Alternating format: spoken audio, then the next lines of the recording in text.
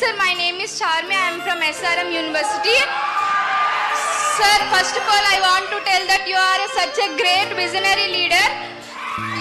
If not only Andhra Pradesh wide, even if I see India wide, if CM means Chandrababu Naidu sir, Chandrababu Naidu sir means CM.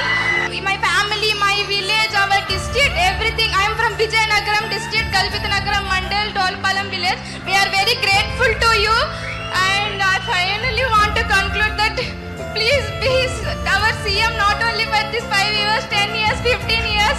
All we want you as our CM. We want you as our CM. Thank you, ma. Thank you. I am proud of you. All youngsters, I am proud of you. మీతో ఇంటా ఉంటే నాకు కూడా కొండంత ధైర్యం వస్తా ఉంది.